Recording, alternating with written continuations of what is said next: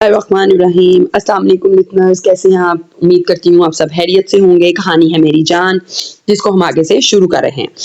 Mehrunnisa کے بارے میں ساری معلومات اکٹھی کرنا حازم کے لیے کوئی مشکل امر ہرگز نہیں تھا، لیکن اسے یہ معلوم ہوا کہ چند ماہ بعد مہرالنساء کی شادی ہو رہی ہے تو ایک آگ سی تھی جو حازم کے اندر لگ چکی تھی۔ اس کی زندگی برباد کر کے وہ لڑکی اپنا گھر بسانے جا رہی تھی۔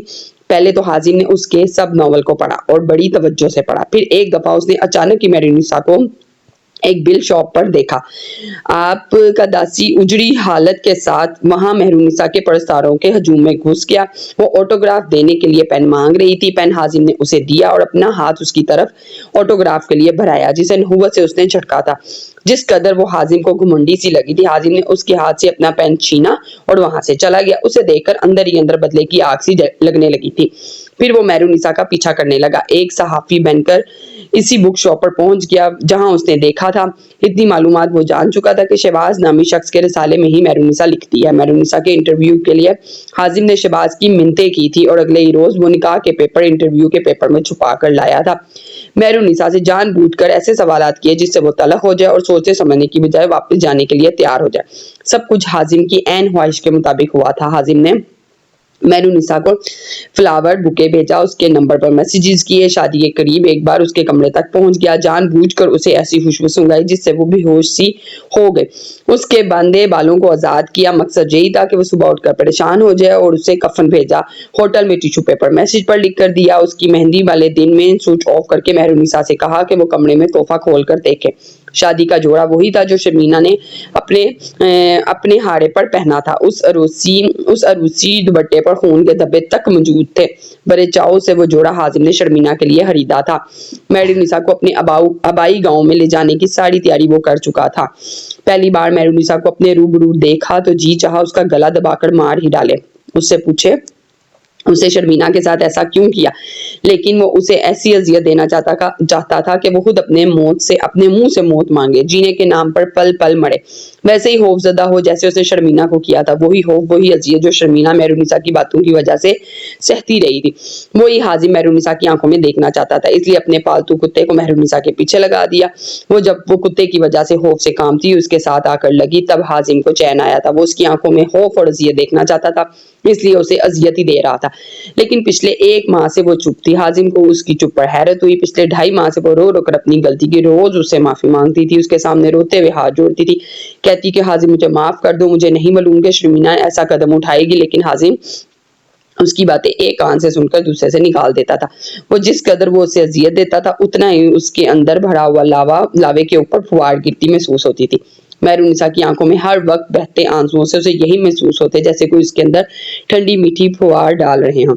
بدلے کی آگ انسان کو اس کی اصلیت سے دور لے جاتی ہے۔ وہ بھول جاتا ہے کہ وہ انسان ہے، بس ایک ہی چیز سر پر سوار رہتی ہے، بس مجھے بدلہ لینا ہے، کچھ بھی ہو جائے۔ وہی جنون حازم کے سر پر بھی سوار تھا۔ مہرو اس کے ظلم و ستم سہ کر اسے دیکھتے ہی سہم جاتی تھی، اسے اپنے کمرے میں آتا دیکھ کر اس کی رنگت اڑنے لگتی تھی۔ جانتی تھی وہ اب انسانی تقاضوں سے ہٹ کر اس کے ساتھ سلوک کرے گا، لیکن پچھلے 1 ماہ سے وہ چپ تھی، نہ روتی تھی، نہ اس کے سامنے ہاتھ جوڑ کر منت سماجت کرتی تھی۔ مہرو رونا بلبلانا جب سے بند ہوا تھا حازم کی بے چینی عروج پر جا پہنچی تھی۔ اس کی نیم آنکھوں سے جب سے خشک ہوئی تھیں حازم کو غصہ سا آنے لگا تھا۔ اس کا تھپڑ اب وہ بھی کھا کر روتی نہیں تھی۔ نہ جانے کیوں حازم کا ہر ظلم سہ کر بھی ایک لفظ نہیں کہتی تھی، اور یہ بات حازم کی نیندیں اڑانے لگی تھی۔ چپ کیوں رہنے لگی ہو، روتی کیوں نہیں ہو تم؟ تمہارے آنسو مجھے تسکین دیتے ہیں، تمہاری آنکھوں کی بے بسی، تمہاری التجائیں مجھے چین دیتی ہیں۔ سمجھ رہی ہو نا میں کیا کہہ رہا ہوں تم سے؟ حازم غضبناک لہجے سے اسے کہہ رہا تھا، لیکن وہ چپ تھی، اسے بے خوف آنکھوں سے دیکھ رہی تھی، اور اس کی بے خوفی دیکھ کر حازم کا غصہ بڑھتا جا رہا تھا۔ ایسے کیا دیکھ رہی ہو؟ جانتی ہو نا مجھے؟ مہرالنساء مجھے تمہاری آنکھوں میں آنسو چاہیے، سمجھی، ورنہ میں پاگل ہونے لگتا ہوں، اور میرا پاگل پن تم سہ نہیں سکتی، اس لیے ان آنکھوں کو ہمیشہ نم رکھا کرو۔ مہرالنساء کا بازو دبوچ کر وہ کہہ رہا تھا کہ شاید بازو کے درد کی وجہ سے اس کی آنکھوں میں نمی اترے، لیکن اس بار بھی وہ ناکام ہوا۔ اسے بیڈ پر دھکیل کر وہ اس کے کمرے سے باہر نکل گیا۔ اپنے کمرے میں جا کر سگریٹ پر سگریٹ وہ پیے جا رہا تھا۔ رات دیر سے وہ اپنے کمرے سے مہرالنساء کے کمرے میں گیا تو وہ کمرے میں نہیں تھی۔ حازم نے کمرہ دیکھ لیا لیکن وہ کہیں نہیں تھی، سامنے کھڑی ہے، پردہ ہٹا ہوا تھا۔ حازم کی نظر پڑی تو مہرالنساء شرمینہ کی قبر پر بیٹھی تھی۔ رات کے 3 بجے وہ لان کے ایک کونے میں بنی قبر پر بیٹھی تھی، حالانکہ اسے ان چیزوں سے خوف آتا تھا۔ حازم نیچے اتر گیا۔ جب مہرالنساء کے قریب پہنچا تو اس کی باتیں سن کر ٹھٹک کر وہیں رک گیا۔ مجھے معاف کر دو شرمینا، تمہاری مجرم ہوں میں نے اچھا نہیں کیا، میرا جرم قابل معافی نہیں ہے، لیکن یہ بھی سچ ہے کہ مجھے نہیں معلوم تھا کہ تم یہ قدم بھی اٹھا سکتی ہو، ورنہ کبھی اس بات کو اس انداز سے نہ بتاتی۔ سر شرمینا، مجھے تم سے نفرت تھی اور نہ ہی کوئی شکوہ یا گلہ، بھلا میں کیوں تمہارے ساتھ رکھتی جس بوجھ کو یہ کرتی۔ میں غلط تھی کیونکہ مجھے شہرت کا چسکا لگ گیا تھا، دن بدن پرستاروں کی تعریف کا چسکا، وہ یہی پڑھنا چاہتے تھے۔ میری یہ غلطی تھی کہ میں نے وہ کیا جو خواہش و قلم چلا کر اپنا معیار گرایا۔ مجھے تو چاہیے تھا کہ اپنے معیار کو قائم رکھتے ہوئے سچ اور حقیقت کو بیان کرتی، لیکن میں نے انسانی جانوروں کو ہیرو بنا کر پیش کر دیا، وہ لکھا جو سہ جانا کسی بھی عورت کے بس میں نہیں ہے، میرے بھی بس میں نہیں ہے۔ وہ شرمینا کی قبر پر بیٹھی رو رہی تھی۔ حازم وہیں سے واپس پلٹ آیا، اپنے کمرے میں آ گیا، نہ جانے کیوں دل کی بے چینی بڑھنے لگی تھی۔ ایک پل کے لیے لگا قصوروار مہنونسا بھی نہیں ہے، اسے کیا جو جان بوجھ کر کسی دشمنی کے تحت نہیں کیا، لیکن اگلے ہی لمحے اندر بیٹھے اناپرست مرد نے کہا، انجانے میں بھی اگر کیا ہے تو کیا تو ہے نا حازم، اس نے تم سے تمہاری محبت کو چھینا ہے، تم اس سے اس کے جینے کا حق چھین لو۔ حازم اپنا سر پکڑ کر بیٹھ گیا۔ فواد نے حازم کا پتہ لگوا لیا تھا اور اب پولیس کی بھاری نفری کے ساتھ اس کے گاؤں رواں دواں تھا۔ جس پارلر سے اس نے مہرون کے لیے اپائنٹمنٹ لی تھی وہاں اس کی ویڈیو موجود تھی۔ شہباز صاحب نے بھی حازم کی تصویر دیکھ کر تصدیق کر دی تھی کہ یہ شخص صحافی بینکر آیا تھا اور مہرونسا سے سوال جواب کر رہا تھا۔ صبح مہرونسا رفت بیگم کو ناشتہ کروا رہی تھی جب پولیس موبائل کے ہارن سن کر حیران ہوئی۔ حازم کی آنکھ پولیس موبائل کے ہارن سن کر کھلی تھی۔ اس نے اٹھ کر سامنے کھڑکی سے پردہ پیچھے کیا تو پولیس کی 3 موبائل اس کی حویلی کے سامنے کھڑی تھیں۔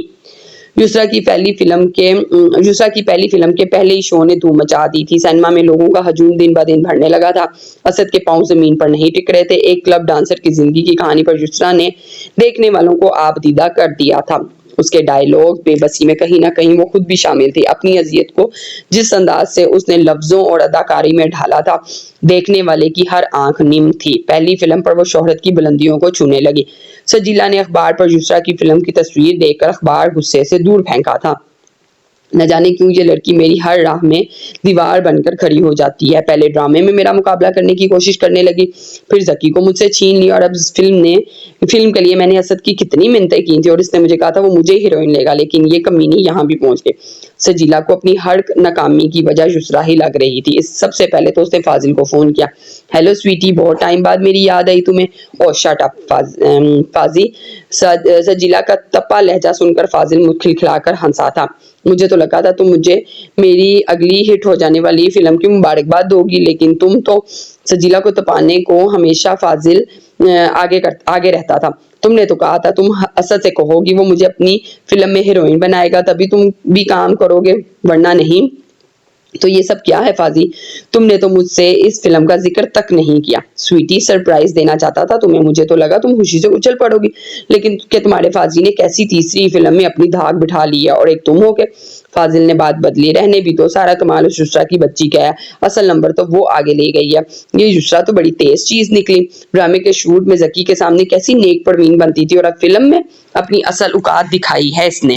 سجیلا کے اندر کی جلن کم ہی نہیں ہو رہی تھی اور فاضل مسلسل ہنسے جا رہا تھا۔ کچھ بھی کہو یار، پر یہ یسریٰ ہے بڑی کمال کی لڑکی، یقین مانو ایموشنل سین پر کمال حاصل ہے اسے۔ میں تو شوٹ کے درمیان ہی رو پڑا تھا، کیا حقیقت کے رنگ پیدا کرتی ہے یہ لڑکی۔ فاضل نے یہ تعریف یسریٰ کے بالکل ٹھیک کی تھی۔ وہ ایک کلب ڈانسر بننے کے پیچھے جب اس نے اپنی مجبوریاں اور بے بسی کو دکھانا شروع کیا، اسد کی بھی آنکھیں نم ہوئی تھی، اور اس کی کامیابی کی اصل وجہ گلیمر نہیں، اس کی اداکاری تھی۔ ذکی نے جب یسریٰ کی فلم کا ایڈ دیکھا تو موبائل سائٹ پر پھینک دیا۔ کل ایوارڈ شو کا دعوت نامہ منظور صاحب نے ذکی کو خود دیا تھا۔ ڈرامے میں ڈائریکٹر پر بھی ذکی کا لکھا گیا تھا اور امید بھی یہی تھی کہ اسے ایوارڈ ہی ملے گا۔ کل تک وہ بہت خوش تھا، لیکن آج یسریٰ کی فلم کا ایڈ دیکھ کر اندر ہی اندر ایک کھولن سی ہونے لگی تھی۔ بہت تکلیف ہوتی ہے جب ایک شریف لڑکی ایسی دلدل میں پھنس جائے، وہ بھی مجبوراً، اور یسریٰ کی یہاں تک آنے کی وجہ تو کہیں نہ کہیں میں ہوں۔ میرا حالی اکاؤنٹ ہے، اب اگر میرے اکاؤنٹ میں 20 لاکھ کی رقم بھی موجود ہے تو میرے لیے بیکار ہی ہے۔ یسریٰ کی بجائے اسے اپنی بے بسی پر افسوس ہوا۔ اگلے روز وہ ایوارڈ کی سٹیج پر لینے چلا گیا۔ یسریٰ بھی وہاں آئی تھی، لیکن اسد کے ساتھ بلیک کلر کی ساڑی پہنے بہت ماڈرن سا لک تھا اس کا۔ ذکی ایوارڈ لیتے ہوئے سب سے پہلے نظر اپنے والد کے بوجھے چہرے پر پڑی تھی، لیکن اسے اس بار ذرا بھی افسوس نہیں ہوا، اور دوسری نظر جب یسریٰ پر پڑی تو پلٹن ہی بھول گئی۔ وہ بھی اسے ہی دیکھ رہی تھی، اس کی کامیابی پر تالیاں بھی بجا رہی تھی۔ شو کے بعد بہت سے فلم ڈائریکٹر کسی بھی بنبناتی مکھیوں کی طرح یسریٰ کی جانب بڑھے تھے، لیکن اسد یسرا کو اپنے پہلو سے لگائے سب سے کہہ رہا تھا کہ یسرا صرف اسی کے لیے فلم کرے گی جیسے وہ یسرا کا مالک بن بیٹھا ہو۔ اس ہجوم سے ہٹتے ہی ذکی پینٹ کی جیب میں دونوں ہاتھ لیے اسد اور یسرا کے سامنے کھڑا ہو گیا۔ اسد نے اسے حقارت سے دیکھا۔ یسرا مجھے آپ سے بات کرنی ہے۔ ذکی کی ایک نظر یسرا کی جانب دیکھ کر کہا، سنا نہیں تم نے کہ یسرا صرف میرے لیے کام کرے گی؟ جواب میں اسد نے بڑی نحوست سے انداز میں کہا، مجھے یسرا سے کوئی ڈرامہ یا فلم نہیں کے متعلق بات نہیں کرنی مسٹر اسد۔ میرے خیال سے فلم کے علاوہ بھی یسرا کی اپنی ایک پرسنل لائف ہے جس میں اسے کسی سے ملنے اور آزادانہ بات کرنے کا حق حاصل ہے۔ ذکی کی بات سن کر اسد کو تو گویا غصے سے سرخ ہوا، پھر یسرا کو دیکھنے لگا۔ سر آپ جائیں، میں 15 منٹ بعد آتی ہوں، یسرا کے دھیمے لہجے سے اسد سے کہا۔ اسد نے گھڑی کی طرف دیکھا، صرف 15 منٹ ہے تمہارے پاس، یہ کہہ کر وہ چلا گیا۔ ذکی نے یسرا کی طرف زریق نظروں سے دیکھا۔ جی سر کہیے۔ یسرا نے اچانک اچھوٹتی نظر ذکی پر ڈالی تھی۔ بس 15 منٹ ہے تمہارے پاس تمہاری اپنی زندگی کو دینے کے لیے؟ ایسا بھی کون سا سودا کر بیٹھی ہو یسرا کہ مجھے تم اسد کی غلام لگنے لگی ہو؟ کسی بدرو کی طرح وہ تمہارے ساتھ ساتھ رہتا ہے، کیوں؟ ذکی چاہ کر بھی اپنی تلخی مٹا نہیں پا رہا تھا۔ یہی سمجھ لیں سر، مجھے چھوڑے، آپ کو بہت بہت مبارک ہو، آپ کو آپ کی محنت کا صلہ ملا ہے۔ ہاں، لیکن ایک بہت قیمتی انسان کو کھو جانے کے بعد کاش کہ میرے پاس یہ سب کچھ 6 ماہ پہلے یہ مقام ہوتا۔ ذکی کی معنی ہے اس بات پر یسرا نے نظریں جھکا لی۔ کچھ چیزیں قسمت اپنے ہی ہاتھ میں رکھتی ہے، آپ کیوں پچھتاوے کا شکار ہیں؟ سر مجھے آپ سے کوئی شکایت نہیں ہے۔ باہر گاڑی کا ہارن تیزی سے بجنے لگا کہ یسرا نے فوراً سے تیز قدم اٹھاتی باہر کو نکل گئی۔ ذکی وہاں کھڑا اکیلا ہی رہ گیا۔ اگلی فلم میں بھی فاضل ہی یسرا کے ساتھ ہیرو کے لیے سلیکٹ ہوا تھا۔ اب کی بار ایک لو سٹوری تھی جس کی کہانی یسرا کو کچھ خاص نہیں لگ رہی تھی۔ اس فلم کو سر سے پیر تک کوئی لاجیکل نہیں تھا۔ یسرا نے سٹوری کا مورل اور اسکرپٹ پڑھ کر سائڈ پر فائل رکھتے ہوئے کہا، کیا مطلب؟ میں سمجھا نہیں۔ سیدھی سی محبت کی کہانی ہے، اور محبت کی کون سی لاجک ہوتی ہے سوائے اس کے کہ دو بے وقوف انسان یہ حماقت کرتے ہیں۔ فاضل نے جیسے تمسخرانہ انداز سے کہا۔ یسرا بے ساختہ ہنس پڑی۔ تو ہنستی بھی ہے؟ تو آپ ہنستی بھی ہیں؟ فاضل نے شاید پہلی بار اسے یہ کھلکھلا کر ہنستے دیکھا تھا۔ یسرا کی ہنسی کو بریک لگی تھی۔ آپ نے بات ہی کچھ ایسی کی ہے۔ میری تو محبت کے لیے یہی رائے ہے، یہ جس کے پاس کرنے کو کچھ نہیں ہوتا وہ محبت کر لیتا ہے، اور میرے پاس کرنے کو اتنا کچھ ہے، بس ایک محبت کی فرصت نہیں ہے۔ فاضل کی بات پر یسرا نے چائے کا کپ ٹیبل سے اٹھا کر لبوں کو لگایا۔ مجھے تو لگا تھا آپ شاید سجیلا کے لیے سنجیدہ ہیں،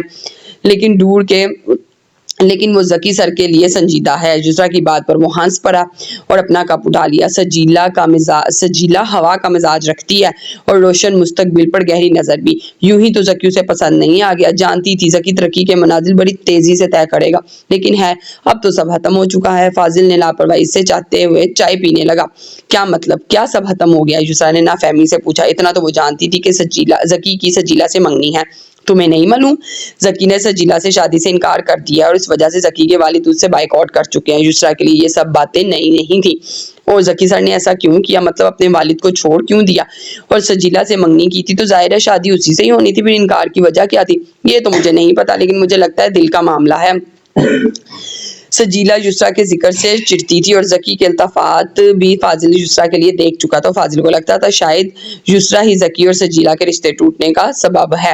یسرا بھی یہی سوچ رہی تھی جب یسرا کے نمبر پر کال آنے لگی۔ اس کی والدہ کا فون تھا۔ جی امی کہیے، سب ٹھیک تو ہے نا؟ مبارک ہو تمہیں، مریم کا رشتہ طے ہو گیا، شادی بھی 2 ماہ کے بعد طے ہوگی۔ والدہ نے جو خوشخبری یسرا کو سنائی، یسرا کا چہرہ خوشی سے دمک اٹھا۔ امی یہ تو بہت خوشی کی بات ہے، آپ بتائیں کسی چیز کی ضرورت تو نہیں ہے آپ کو؟ پیسے تو میں نے سارے آپ کے اکاؤنٹ میں ڈلوا دیے تھے، اگر کبھی کم لگ رہے ہیں تو بتا دیں، میں بھجوا دوں گی، لیکن مریم کی شادی پر کسی چیز کی کمی نہیں ہونی چاہیے۔ یسرا کی خوشی قابل دید تھی۔ نہیں، پیسوں کی کوئی کمی نہیں ہے یسرا، پیسہ تو اب ضرورت سے کئی زیادہ ہو چکا ہے، بس تیری کمی رہے گی میری بچی، تیرے بنا کیسے رخصت تیری بہن کو کروں گی؟ اس کی والدہ کی آواز میں آنسوؤں کی آمیزش تھی۔ امی پلیز سمجھنے کی کوشش کرے، جس مقام میں اس وقت ہوں، اگر میں شادی پر آ گئی تو میری بہن کی رخصتی نہیں ہو پائے گی، اس لیے اس کے سسرال والوں کو تو بھنک بھی نہ پڑنے دیجیے گا کہ میں اس کی بہن ہوں۔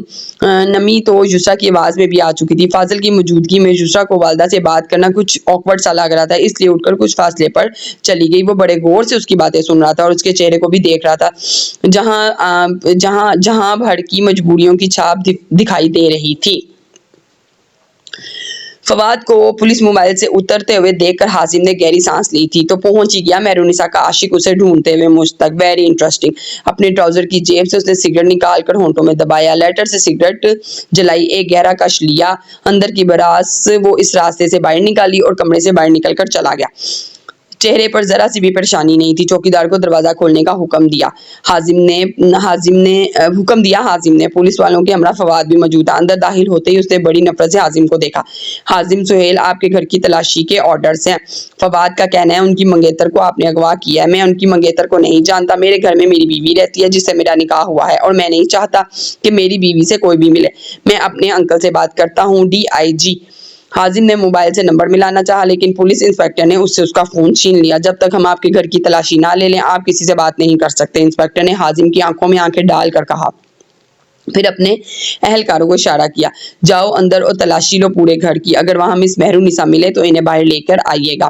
پھر حازم کے سامنے کھڑا ہو کر بولا، اے مسٹر، اگر تم نے مس مہرونسا سے زبردستی کی شادی کی ہوئی تو یاد رکھنا اغوا کا کیس ڈال دوں گا تم پر۔ اچھا، سمجھ کیا رکھا ہے تم نے؟ مجھے دھمکی دے رہے ہو؟ میری ایک فون کال تمہاری یہ وردی اتروا سکتی ہے، اور میری بیوی تب تک میری ہی رہے گی جب تک میں اسے چھوڑوں نہ، اور اگر تم نے اسے یہاں سے لے جانے کی غلطی بھی کی تو یاد رکھنا جیل کی صلاحوں کے پیچھے نظر آؤ گے، تم اور تمہارا یہ دوست بھی۔ حازم نے سخت نظروں سے انسپکٹر کو اور فواد کو دیکھ کر کہا۔ کچھ ہی دیر میں مہرونسا پولیس اہلکاروں کے ساتھ باہر آ گئی۔ مہرونسا کا ستا ہوا اداس چہرہ دیکھ کر، اس کی پیلی زرد رنگت آنکھوں کے نیچے گہرے حلقے دیکھ کر فواد کا دل کٹ کر رہ گیا۔ وہ پلک جھپک کر مہرونسا کے قریب ہونے لگا کہ حازم ان دونوں کے بیچ میں کھڑا ہو گیا۔ میری بیوی سے دور رہو مسٹر فواد، ورنہ، حازم نے غصے سے انگلی اٹھا کر کہا۔ زبردستی اسے بیوی بنانے سے مہرونسا تمہاری بیوی نہیں بن جائے گی، فواد چلا کر بولا۔ مہرونسا بس ایک ٹک فواد کو دیکھ رہی تھی، جس کی بکھری حالت اس بات کی گواہ تھی۔ وہ اگر یہاں موجود ہے تو مہرونسا سے اب بھی محبت کرتا ہے، اور اسے پچھلے 6 ماہ سے تلاش کرتا ہوا اس تک پہنچ ہی گیا ہے۔ مہرونسا کی آنکھیں آب دیدہ ہو گئی۔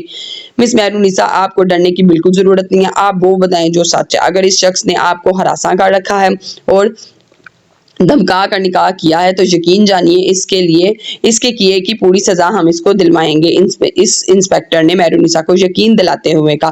انسپکٹر، تم شاید مجھے ٹھیک سے جانتے نہیں ہو۔ میرا موبائل دو، مجھے اپنی پہنچ اور طاقت کا اندازہ تمہیں اگلے 2 منٹ میں دکھا سکتا ہوں۔ حازم گھررا کر اس سے بولا۔ مس مہرونسا، آپ گاڑی میں بیٹھے، میں دیکھتا ہوں یہ کیسے آپ کو روک سکتا ہے۔ انسپکٹر نے حازم کا موبائل اسے نہیں دیا۔ مہرو چپ کھڑی تھی۔ پولیس انسپکٹر نے دوبارہ مہرونسا سے گاڑی میں بیٹھنے کے لیے کہا، لیکن وہ اب بھی کھڑی رہی۔ فواد پھر سے مہرونسا کی جانب بڑھنے لگا، لیکن حازم بیچ میں حائل ہو گیا۔ ایک بار کی کہی بات سمجھ نہیں آتی تمہیں؟ دور ہٹ کر بات کرو مہرونسا سے، حازم نے آخری جملہ سخت لہجے میں جما کر کہا۔ تمہیں تو میں بعد میں دیکھ لوں گا۔ مہرو، یہاں کیوں کھڑی ہو؟ میں لینے آیا ہوں تمہیں۔ اس شخص سے ڈرنے کی کوئی ضرورت نہیں ہے تمہیں، یہ تمہارا کچھ نہیں بگاڑ سکتا، قانون ہمارے ساتھ ہے۔ فواد حازم کے پیچھے کھڑی مہرونسا کو دیکھ کر کہہ رہا تھا، تاکہ حازم سے خوفناک ہے۔ مہرونسا نے فواد کی طرف دیکھا، پھر دھیرے سے بولی، فواد، میں نے حازم سے شادی اپنی مرضی سے کی ہے، مجھے کڈنیپ نہیں کیا گیا۔ میں حازم سے محبت کرتی تھی، اپنی مرضی سے اس کے ساتھ آئی ہوں، تم یہاں سے جا سکتے ہو۔ فواد یہ سن کر ششدر ہی رہ گیا۔ ایک حیرت کا جھٹکا حازم کو بھی لگا۔ اس نے پہلے مڑ کر مہرونسا کو دیکھا، کیونکہ اسے 100% یقین تھا کہ مہرونسا فواد کے ساتھ چلی جائے گی۔ مہرو، حیرت ہی فواد کی آنکھوں میں اور لہجے میں۔ یہاں سے چلے جاؤ فواد، اور دوبارہ کبھی مت آنا۔ مہرونسا کی بے حسی دیکھ کر فواد کو اپنی آنکھوں پر یقین نہیں آ رہا تھا، اور نہ ہی اپنے کانوں پر۔ تمہیں اگر حازم سے محبت تھی تو وہ سب کیا تھا مہرو جو تم مجھ سے کرتی رہی؟ فواد کا لہجہ سخت لیکن پرنم تھا۔ اتنا بڑا دھوکہ اس نے مہرونسا سے کھایا تھا۔ پچھلے 6 ماہ سے خود پر حرام تک کر چکا تھا۔ آفس کی فکر تھی، نہ ہی ڈوبتے ہوئے کاروبار کی، نہ گھر کی اور نہ ہی اپنی فکر تھی تو بس صرف اور صرف مہرونسا کی، جس تک پہنچنے کے لیے اس نے جانے کتنی مسابقتیں سہی تھی، کس کی منت سماجت کی تھی۔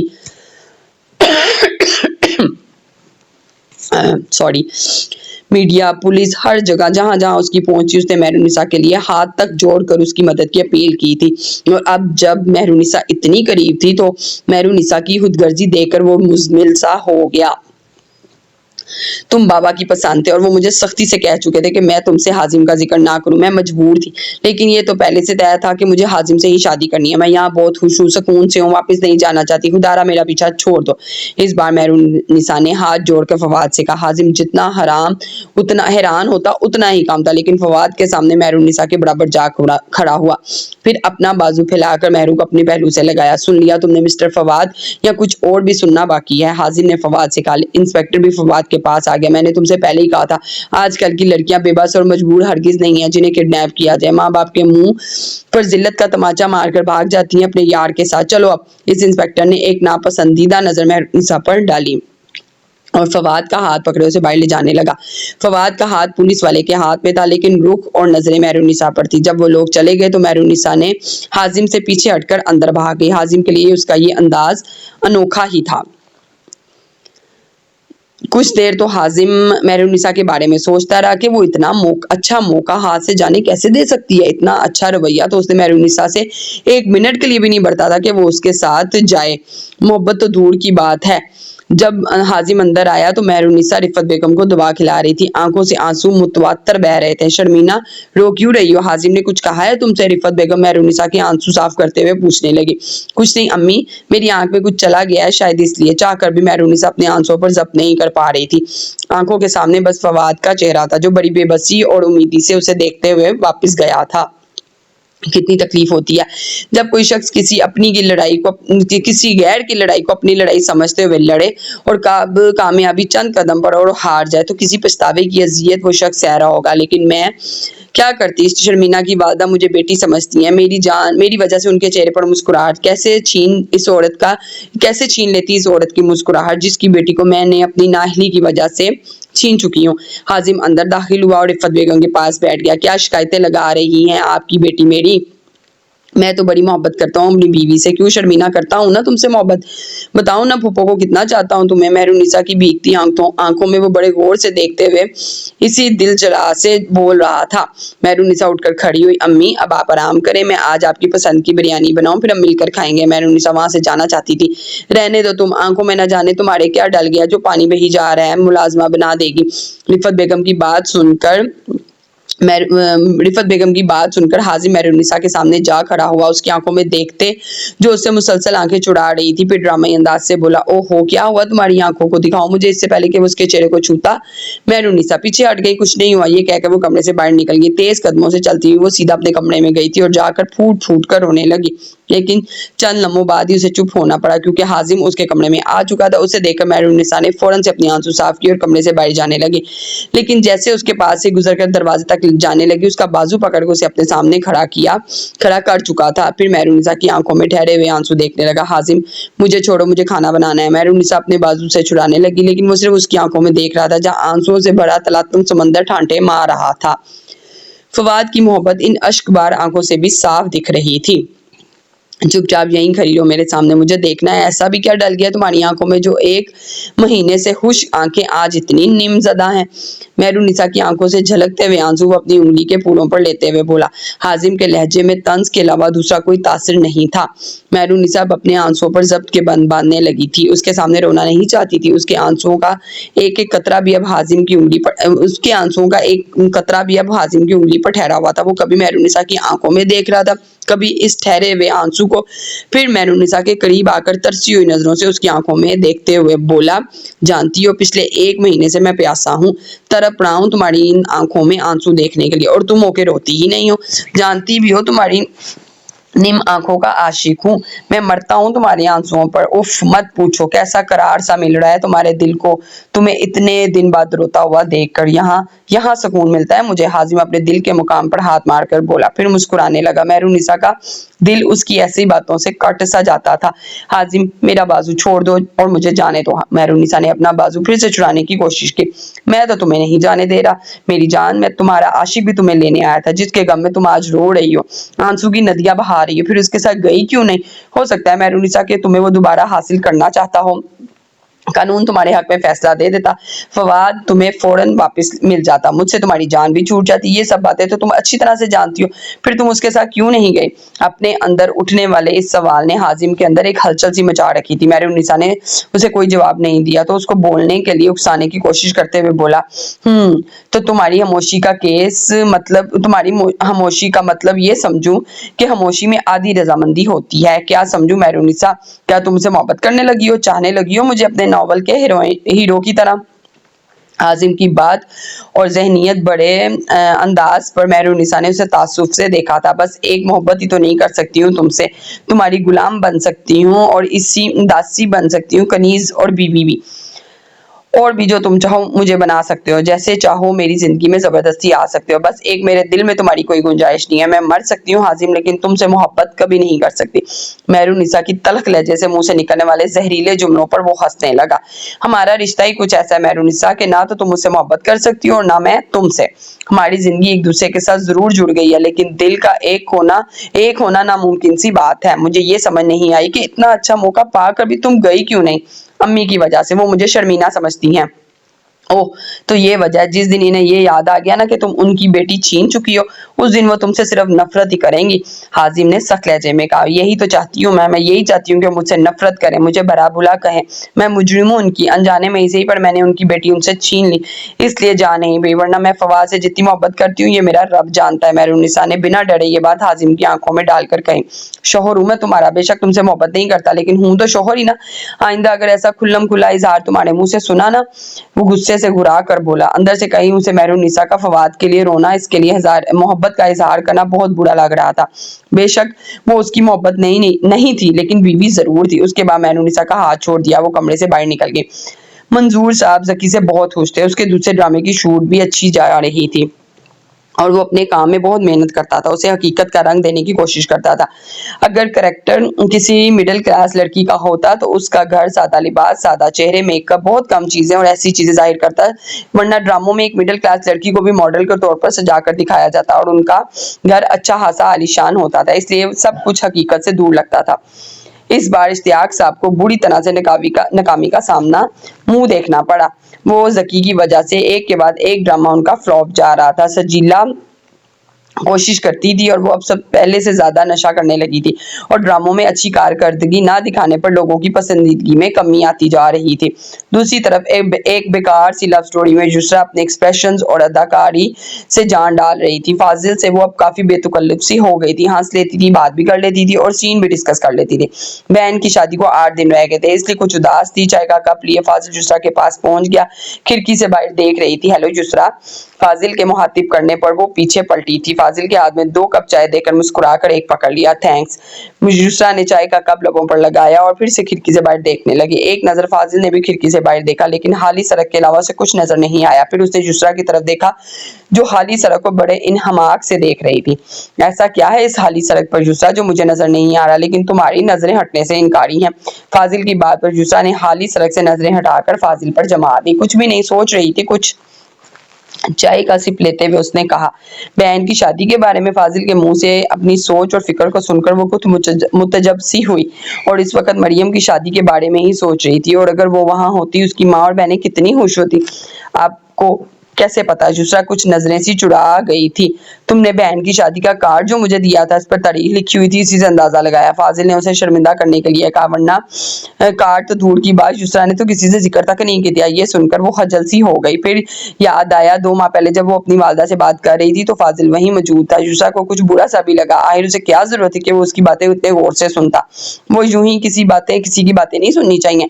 अपनी हफत मिटाते हुए वो बोली, साथ ही चाय पीने लगी। तुम अपनी बहन की शादी पर क्यों नहीं जा रही? फाजिल, ये मेरा पर्सनल मैटर है, मैं डिस्कस नहीं करना चाहती। युसरा ने साफ गोई अपनाई थी, लेकिन हम साथ काम करते हैं, इतनी बेतकल्लुफी तो हम में है युसरा के एक दूसरे से अपनी प्रॉब्लम्स को शेयर कर सके। मैंने आपसे भी कभी आपकी फैमिली के बारे में नहीं पूछा, युसरा ने जताते हुए कहा। हाँ, तो पूछना चाहिए था ना। मैं तो रोज यही सोचता रहता हूँ कि आज तो मेरे घर वालों के बारे में पूछोगी, लेकिन नहीं, तुम तो पता नहीं किसी और ही सियारे से हो। फाजिल ने शिकवा किया। मुझे ऐसी जरूरत महसूस नहीं हुई कि आपकी पर्सनल लाइफ को मैं डिस्कस करूं। मतलब जब तुम्हें जरूरत महसूस होगी तब पूछोगी। वैसे किस जरूरत के तहत तुम ये सब पूछना पसंद करती हो, वो भी बता दो ताकि मुझे जरा तसल्ली रहे। फाजिल की हर वक्त की मजाक की आदत से युसरा का दिल जरा बहला रहता था। रोमांटिक सीन करते हुए भी वो आड़े टेढ़े मुंह बनाकर युसरा को देखता तो वो सीन के दौरान ही हंसने लगती। इस बात पर असल से रोज ही फाजिल की खिंचाई होती थी। वैसे मुझे कुछ अंदाजा है कि लड़कियां कब किसी लड़के की फैमिली के बारे में पूछती हैं।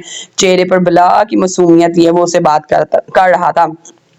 یسرا مسلسل مسکرا رہی تھی. اچھا تو بتائیں کوئی لڑکی کب کسی لڑکی سے کسی لڑکے سے اس کی فیملی کے بارے میں پوچھتی ہے؟ یسرا نے بھی آنکھیں پھیلائیں. مصنوعی حیرت سے پوچھا. فاضل شرمانے کی اداکاری کرتے ہوئے بولا. جب وہ لڑکی اس لڑکے سے شادی کی خواہش مند ہو. یہ کہہ کر وہ شرمانے اور مسکراتے ہوئے چہرے کسی شرمیلی لڑکی کی طرح چھپا گیا. یسرا بے ساختہ ہنسنے لگی. لیکن میرا ایسا کوئی ارادہ نہیں ہے. یہ سن کر وہ یسرا کو غور سے دیکھنے لگا. مجھے اس جواب کی 100% امید تھی لیکن پھر میں نے سوچا بندہ بشر ہے کیا پتہ چلتا ہو سکتا ہے کبھی میرے خیال میں کسی کے دل سے گزر ہی جائے. فاضل کی بات یسرا کو سنجیدگی سے نہیں لینی تھی. جانتی تھی کہ وہ کبھی سیریس نہیں ہوتا. اسد شوٹ کے سین کو آخری تنقیدی نظر سے دیکھ کر ان کے کمرے میں آیا. چائے اگر ختم ہو گئی ہو تو یہ شوٹ کمپلیٹ کر لیں. فاضل اور یسرا کو کسی بات پر مسکراتے دیکھ کر اسد نے پوچھا. بڑی معنی خیز نظروں سے ان دونوں کو دیکھ رہا تھا. یس سر ہو گئی چائے ختم. یسرا نے اپنا کپ سامنے ٹیبل پر رکھ دیا. شوٹ ختم ہوتے ہی اسد نے یسرا سے ہوٹل میں چلنے کے لیے کہا. یسرا چپ سی ہو گئی. کیا بات ہے میرے ساتھ جانے کا سن کر تمہارا موڈ کیوں آف ہو جاتا ہے؟ تم مجھے ٹھیک سے رسپانس نہیں دیتی ہو. یسرا وجہ کیا ہے؟ سر آپ مجھ سے نکاح کر لیں. ایک غیر متوقع بات تھی جو یسرا کے منہ سے سن رہا تھا. واٹ؟ بے اختیار اسد کے منہ سے نکلا. فواد پورے راستے گمسم بیٹھا رہا تھا. کچھ نہیں بولا. گھر آ کر اپنے کمرے میں چلا گیا. اس وقت تو بالکل ٹوٹ سا چکا تھا. 6 مہینے کی تگ و دود کے بعد مہرونسا کے پاس پہنچا تھا. یہ اس کی محبت ہی تھی کہ وہ اسے ہر حال میں قبول کرنے کو تیار تھا. لیکن مہرونسا کے انکار نے اس کے اندر اتنی ٹوٹ پھوٹ کر دی تھی کہ وہ مزمل سا ہو کر اپنے بیڈ پر گرا تھا. اپنے اوپر باندھے سارے ضبط کھو چکا تھا. اس وقت وہ پھوٹ پھوٹ کر رو رہا تھا. اگلے ہی روز اس نے اپنے والد سے کہہ دیا کہ وہ ملک سے باہر جانا چاہتا ہے. اس کی بھائی کی فیملی پہلے سے ہی جرمن میں رہتی تھی.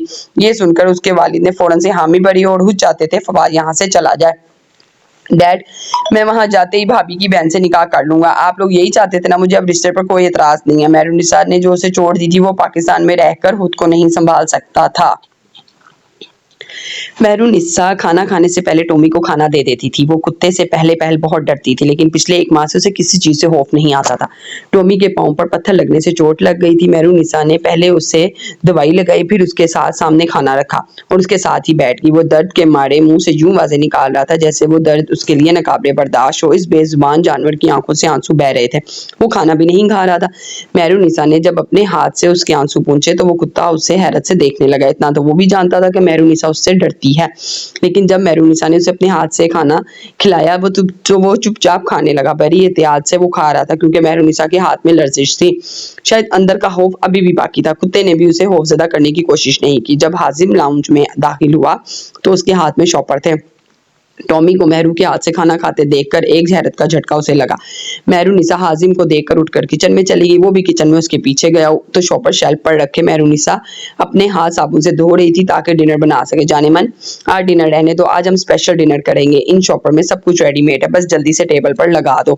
بہت بھوک لگی ہے. بہت خوشگوار موڈ میں وہ لگ رہا تھا. مہرونسا نے کھانا ڈشز میں ڈالا اور ڈائننگ ٹیبل پر رکھ دیا اور اس کے سامنے بیٹھ گئی. ڈارلنگ آنکھوں کو آنکھوں سے چار کرنے دو.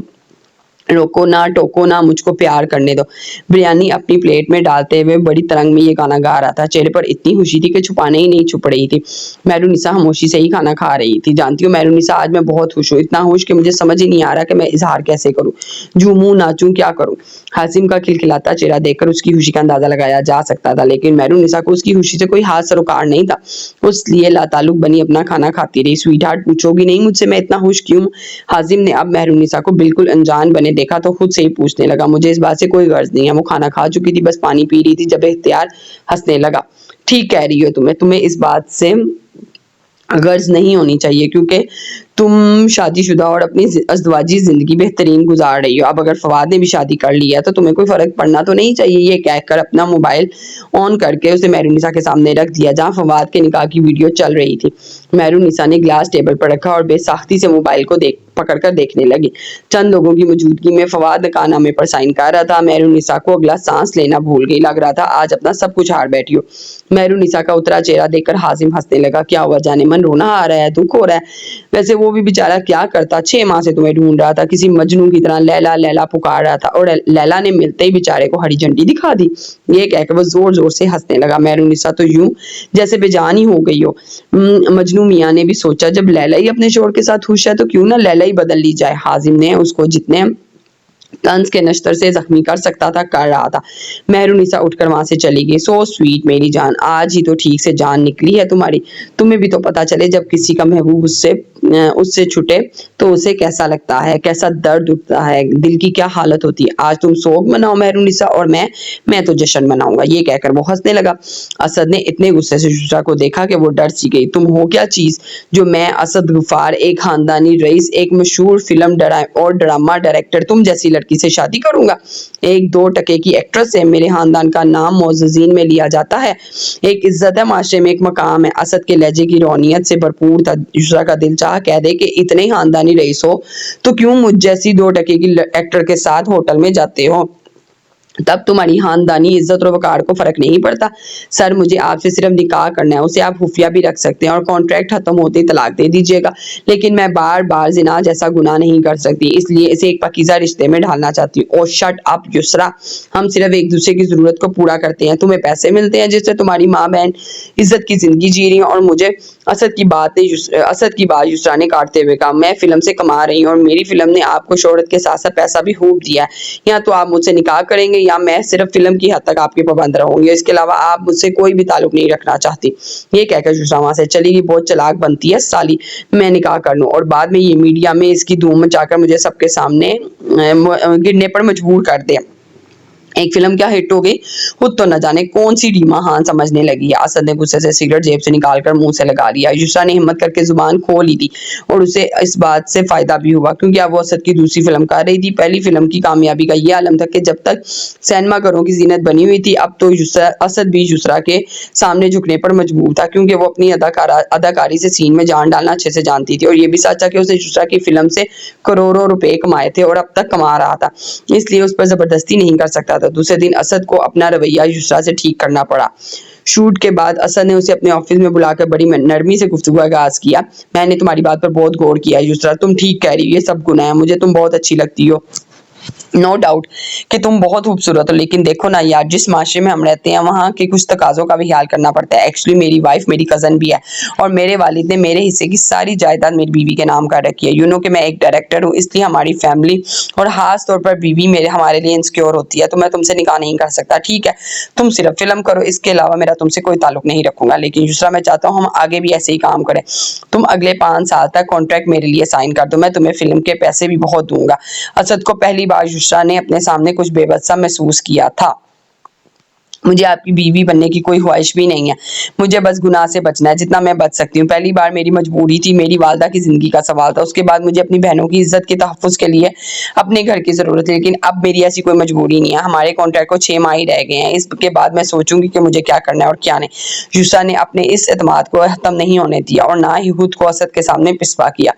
اسد سامنے بیٹھی لڑکی کے اعتماد کو دیکھ کر حیران ہوا تھا, وہ اسے لاجواب سی کر گئی تھی.